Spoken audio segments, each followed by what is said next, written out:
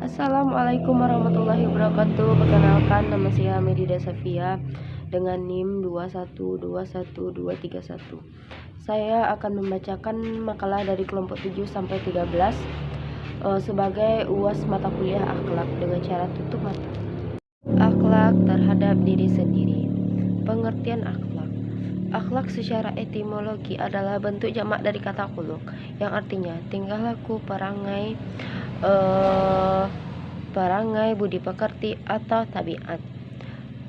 Akhlak terhadap diri sendiri adalah sifat seseorang terhadap diri pribadinya, baik itu jasmani sifatnya ataupun rohani.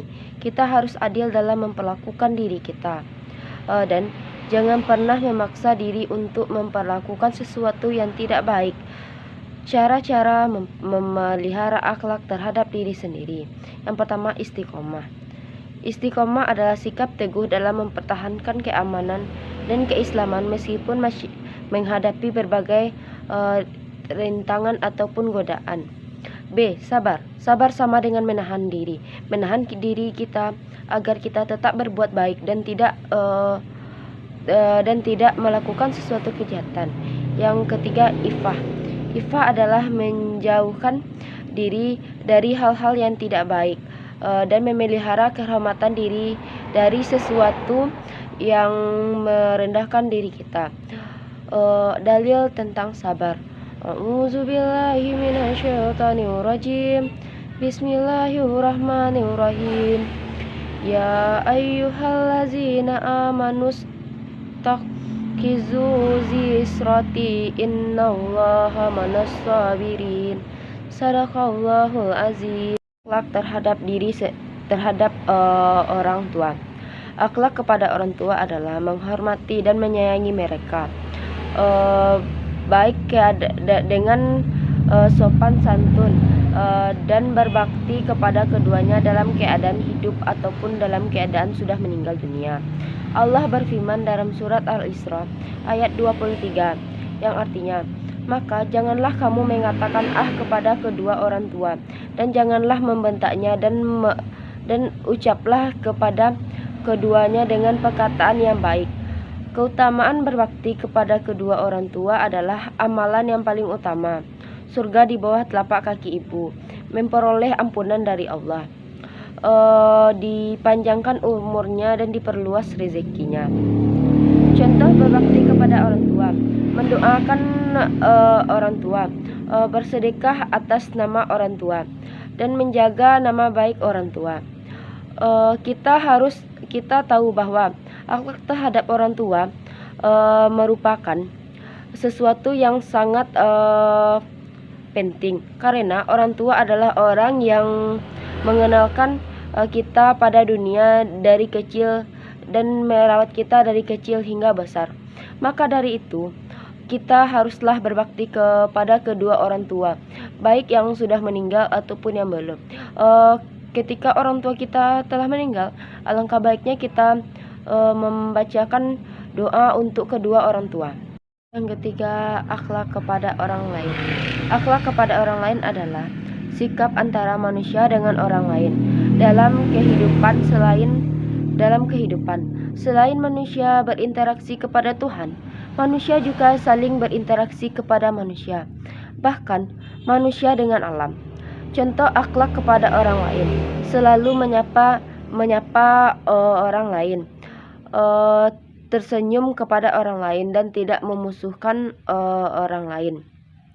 Sesama manusia, kita harus saling berakhlak baik walaupun kita beda ras, agama, golongan, dan lainnya. Dalilnya yaitu dalam surat An-Nisa ayat 86 yang artinya, dan apabila kamu dihormati dengan sesuatu salam penghormatan, maka balaslah penghormatan itu dengan lebih baik, atau balaslah penghormatan itu dengan sepadan dengannya. Sesungguhnya Allah memperhitungkanlah segala sesuatu. Maka dari itu, alangkah baiknya kita harus berakhlak baik kepada orang lain, karena Sesama manusia kita akan saling membutuhkan, baik dalam suka maupun duka. Akhlak terhadap lingkungan. Akhlak kepada lingkungan adalah perilaku atau perbuatan kita terhadap lingkungan. Akhlak terhadap lingkungan yaitu manusia tidak dibolehkan memanfaatkan sumber daya alam dengan jalan mengeksploitasikan secara besar-besaran atau berkelebihan. Lingkungan harus diperlakukan dengan baik, selalu menjaga, merawat, dan melestarikan, karena secara etika hal ini merupakan kewajiban suatu masyarakat. Metode pertumbuhan akhlak lingkungan yaitu mengajarkan keteladanan, refleksi. Macam-macam akhlak terhadap lingkungan yaitu akhlak terhadap hewan dengan cara memberikan makan. Yang kedua, akhlak terhadap tumbuhan dengan cara tidak merusaknya dan tidak menebang pohon sembarangan dan harus melestarikannya. Yang ketiga, akhlak terhadap lingkungan di keluarga dengan cara memanfaatkan perkarangan rumah. Yang keempat, akhlak di tempat beribadah. Yang kelima, akhlak lingkungan di fasilitas umum. Akhlak kepada lingkungan juga berfungsi sebagai paduan bagi umat manusia dalam mengembangkan hubungan dengan alam. Maka dari itu, kita juga harus berakhlak baik kepada lingkungan, tidak hanya kepada manusia. Kita harus termasuk kepada tumbuhan. Maka dari itu, alangkah baiknya kita harus melestarikan lingkungan terhadap sekitar kita, dan janganlah pernah menebang pohon sembarangan. Jika kita menebang pohon sembarangan, akan berakibat juga kepada kita, seperti adanya banjir. Hubungan akhlak dengan psikologi. Psikologi adalah ilmu yang mempelajari lebih dalam mengenal mental pikiran manusia. Fungsi psikologi adalah menjelaskan apa, bagaimana, dan mengapa tingkah laku tersebut terjadi. Hubungan akhlak dengan fisiologi adalah ilmu jiwa, membahas mengenai gejala-gejala jiwa yang tampak dalam tingkah laku manusia. Melalui ilmu ini dapat diketahui sifat-sifat psikologi yang dimiliki seseorang. Maka dari itu, akhlak ada sangkutannya dengan psikologi, yaitu akhlak juga tentang tentang kita mempelajari tentang ilmu kejiwaan. Maka dari itu kita bisa dapat hubungannya. Hubungan akhlak dengan ilmu sosiologi. Sosiologi berasal dari kata sosios yang berarti kawan dan logos yang berarti ilmu pengetahuan. Jadi, sosiologi adalah ilmu pengetahuan tentang berkawan, atau di dalam arti luas adalah ilmu pengetahuan yang berobjek hidup bermasyarakat.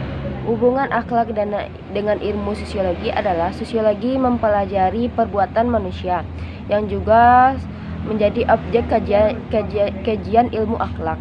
Ilmu akhlak mendorong mempelajari kehidupan masyarakat yang menjadi pokok permasalahan sosiologi. Jadi, hubungan akhlak dengan ilmu sosiologi begitu juga sangat erat, sama dengan yang sebelumnya. Yang terakhir, tentang kedudukan akhlak di dalam proses pendidikan. Pendidikan adalah bagian yang inter dengan kehidupan manusia.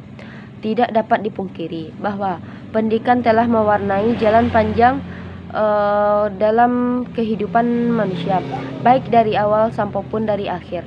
Akhlak memiliki kedudukan yang sangat penting dalam proses pendidikan, baik penerima pendidikan maupun yang memberikan pendidikan.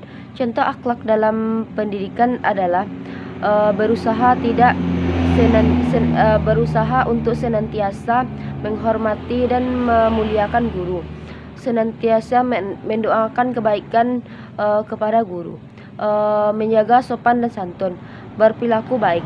Maka dari itu, kita sebagai siswa alangkah baiknya melakukan yang terbaik kepada guru, karena jika tidak ada guru, maka kita tidak mengerti apa-apa dalam bersekolah. Dengan itu, alangkah baiknya kita harus memuliakan guru. Sampai itulah yang dapat saya sampaikan. Jika ada salah, saya mohon maaf. Saya akhiri dengan Assalamualaikum warahmatullahi wabarakatuh. Terima kasih.